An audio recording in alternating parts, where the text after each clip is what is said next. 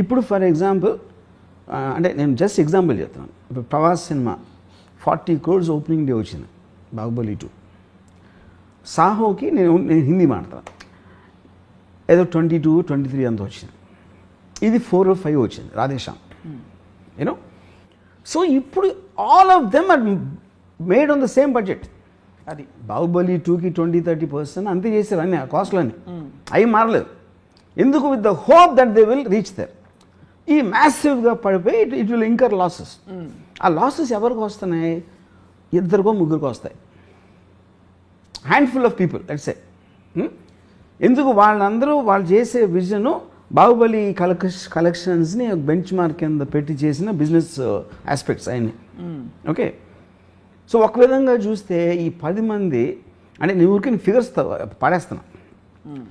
300 crores Baahubali అని అయింది అంటే 300 crores 2000 crores ఏమో బాహుబలికి వచ్చింది సపోజ్.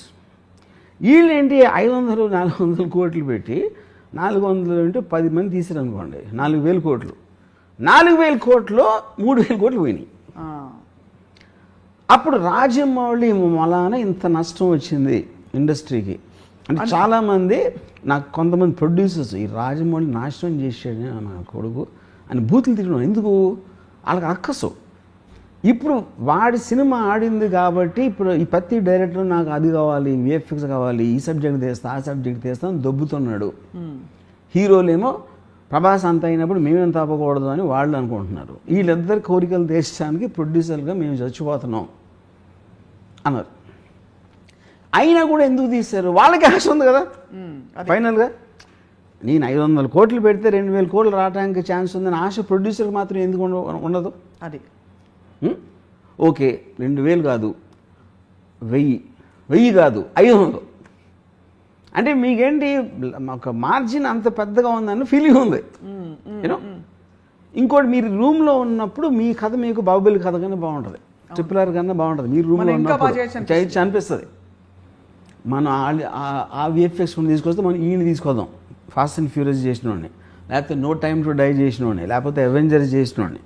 అది మార్చేటప్పటికి వాళ్ళు మొత్తం అంతా అయిపోతుంది అని ఫీలింగ్ వస్తుంది. ఇది కూడా actually it was not like a new thing. Sholay వచ్చినప్పుడు జరిగింది అది. అప్పుడు ఒక చాలా పెద్ద producer, forgot his name, burning train అని తీసాడు ఒక సినిమా. అవును, గుర్తుంది.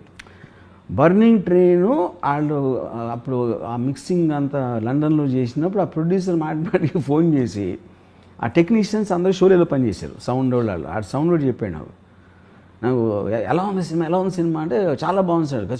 షోలేలాగా ఆడుతుందా, షోలే కానీ ఎక్కువ ఆడుతుందా చెప్పమన్నాడు అండి. అదేమో డిజాస్టర్ అది బర్నింగ్ ట్రైన్ ఫైనల్గా. సో ఇది ఎప్పుడు జరిగింది, not like the first time.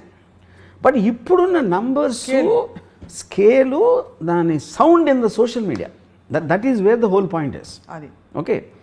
So ఇప్పుడేంటి ఒకలాగా చూస్తే రాజమౌళి వలన ఇండస్ట్రీకి 10,000 కోట్లు నష్టం వచ్చింది అనుకుందాం ఒక నిమిషం. కానీ అక్కడ ఒక ఇది ఏంటంటే స్ట్రేంజ్ థింగ్, 10,000 కోట్ల నష్టం రాలేదు. 10,000 కోట్ల నష్టం 2-3 వచ్చింది, 2, 10, 100, 20.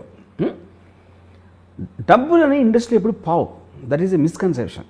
ఎవరైనా ఒకరి జేబులో ఇంకోటి జేబులోకి వెళ్తాయి. మీకు 400 కోట్లు ఖర్చు అయినది అంటే ఏంటి దాని అర్థం? మీరు ఆర్టిస్టులకి ఇచ్చారు, టెక్నీషియన్స్కి ఇచ్చారు, వెండర్స్కి ఇచ్చారు, వర్కర్స్కి ఇచ్చారు, జూనియర్ ఆర్టిస్టులకి ఇచ్చారు. ఈ అన్ని అందరి జేబుల్లోకి వెళ్ళినప్పుడు ఒకరి జేబులోంచి వీడికి ఖర్చు అయింది, వాళ్ళకి వచ్చినాయి. Okay, they created employment for them. వీళ్ళ జేబుల్లో ఎక్కువగా 400 కోట్లు ఎవడో ఖర్చు పెట్టగలరు? ఉన్నోడే ఖర్చు పెట్టగలుగుతారు కదా. అవును, ఐదరు ఉన్నోడు ఖర్చు పెట్టగలుగుతాడు, లేకపోతే రేజ్ చేసే కెపాసిటీ ఉన్నోడు ఖర్చు పెట్టగలుగుతాడు. సో వాడి నుంచి అందరికీ వెళ్ళినాయి. అప్పుడేంటి, రాజమౌళి తనకు తను తెలియకుండానే ఒక ఎక్స్ట్రాడినరీ చారిటీ చేశాడు. ఇది రాజమౌళి జేబు నుంచి అది. కానీ రాజమౌళి మూలాన వీళ్ళు ఇన్స్పైర్ అయ్యి వాళ్ళు ఏదో చేద్దామని వాళ్ళ డబ్బులని వేరే వాళ్ళకి దానం ఇచ్చారు. ఈ తప్పు రాజమౌళి కాదంటారు. తప్పు is not the point. By default is actually making people spend money for the sake of other people, not for themselves. అది ఇప్పుడు మీకు ఎప్పుడైనా కేపిటలిజం అనేది నడిచేది గ్రీడ్తో. నాకేం కావాలి, నేనే డబ్బున్న అవ్వాలి. డబ్బున్నోడు ఎప్పుడు ఏం చేస్తాడు, నా డబ్బు ఇన్వెస్ట్ చేసినప్పుడు నాకు ఇంకా డబ్బు రావాలి, నాకు గ్రీడ్ ఉంటుంది. అవును. ఓకే, ఆ గ్రీడ్ తోటి ఒకే సినిమాతో 2,000 కోట్లు కొట్టేద్దాం, 500 కోట్లు ఖర్చు పెడితే 2,000 కోట్లు వచ్చేస్తుంది అనే గ్రీడ్ తోటి ఇన్వెస్ట్ చేశాడు. ఈ 500 400 కోట్లు పోయినాయి అనుకోండి సపోజ్. ఈ 400 కోట్లు వేరే వాళ్ళ దగ్గరికి వెళ్ళి అప్పుడు మంచి జరిగినట్టే కదా. అవును. Which is what the whole point of society. సొసైటీలో ఎంతో కొంత సమానత్వం ఉండాలి, ఒకే ఒక్కడి దగ్గర ఉండిపోకూడదు. Money should not be concentrated on a few people అనేది ఒక బిలీఫ్ సిస్టమ్ ఉంది. మీకు అప్పుడు ట్రికల్ డౌన్ ఎకానమీలో వాళ్ళ ఇన్వెస్ట్మెంట్లో వస్తూ ఉంటుంది అలా కిందకి అది. తప్పకుండా. సో అప్పుడు దాన్ని ఫెసిలిటేట్ చేసినవాడు రాజమౌళి. సో రాజమౌళి మూలాన ప్రొడ్యూసర్ రోడ్డు మీదకి వచ్చేసే వాళ్ళు ఉన్నారు, కానీ వర్కర్లు టెక్నీషియన్స్ వాళ్ళందరూ చాలా రిచ్ అయిపోతారు. ఇప్పుడు ఇన్ని మీకు విఎఫ్ఎక్స్ స్టూడియోస్ కానీ ఇది అది అన్నీ వచ్చేసింది దేని మూలాన? Because of this Rajamouli. So అది తను కావాలని చేస్తున్నాడా అది పాయింట్ కాదు. ఇప్పుడు ఎప్పుడైనా మీరు ఈవెన్ ఒక ఎనీ పర్సన్ అతనికి ఉన్న యాటిట్యూడ్ అతను చేసిన దాని గురించి మీకు సైడ్ ఎఫెక్ట్స్ లాగా వస్తాయి, కానీ ఆ టార్గెట్ రాజమౌళికి ఉంటుందని నేను అంటలా. That is not the point. But by default he's working for the welfare of the people in a strange way. So ఒక ఆల్మోస్ట్ ఒక రాబిన్ హుడ్ లాగా. You can say Robin Hood, like Robin Hood phenomenon kada. Unintentional Robin Hood, correct. Unintentional Robin Hood ఉన్నోళ్ళ దగ్గర నుంచి.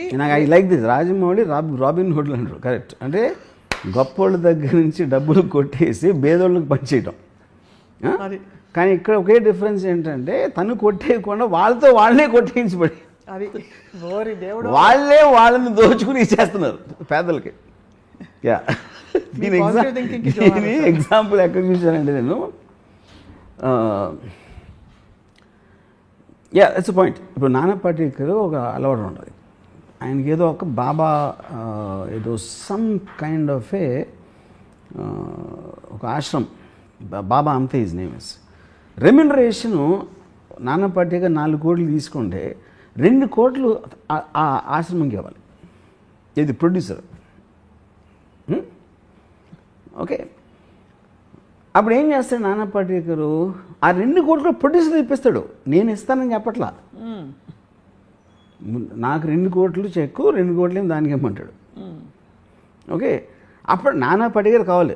నానా పాటేకర్ 2 కోట్లు 4 కోట్ల point కాదు అది. ఈ 4 కోట్లు ఒప్పుకుంటే ఆడు ఎవరెవరికి ఇమ్మంటే అడిగేస్తాడు. నానా పాటేకర్ ఉద్దేశం ఏంటంటే వీళ్ళలో గిల్ట్ తెప్పించాలని. అతనే ఇప్పిస్తే దీన్ని నేర్చుకుని ఇంకో 10 మంది చేస్తారని.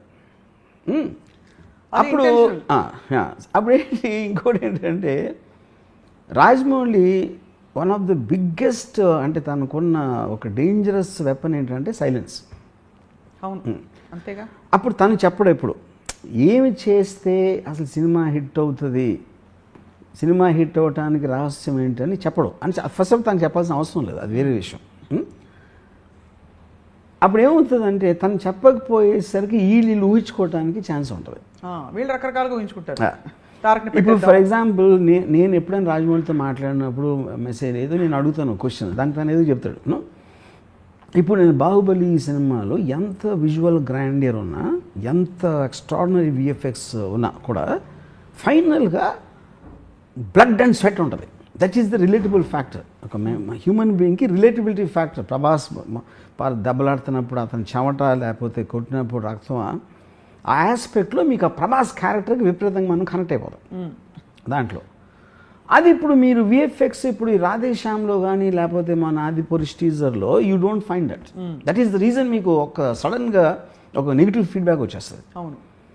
ఇప్పుడు ఒక అమ్మాయి థియేటర్లో కూర్చుంటే she can fall in love with Prabhas in Baahubali. I don't think she will do that same in ఇప్పుడు చెప్పిన సినిమా ఆదిపురుష్. సో ఆ కైండ్ ఆఫ్ కొన్ని ఆస్పెక్ట్స్ అనేది మీకు పర్సనల్గా ఉంటాయి. ఇప్పుడు తను సైలెంట్గా వెళ్ళిపోయినప్పుడు వీళ్ళందరూ వీళ్ళు ఊహించుకొని వీళ్ళు తీసేసి ఇది జరుగుతుంది. కానీ దీని వల్ల సినిమాలు తీయటం మానేస్తున్నారా, ఇంతంత నష్టాలు వస్తున్నాయని ఎవరు చేయట్లా. ఎందుకంటే ఆల్రెడీ తను బెంచ్ మార్క్ చూపించడం ఉంది. You can't erase that fact. మంచి సినిమా వస్తే 2,000 చేయొచ్చు, 3,000 చేయొచ్చు అనేది చూపించేసాడు కాబట్టి అది ఫ్యాక్ట్ ఆఫ్ ద మ్యాటర్. దాన్ని మీరు ఏం చేయలేరు.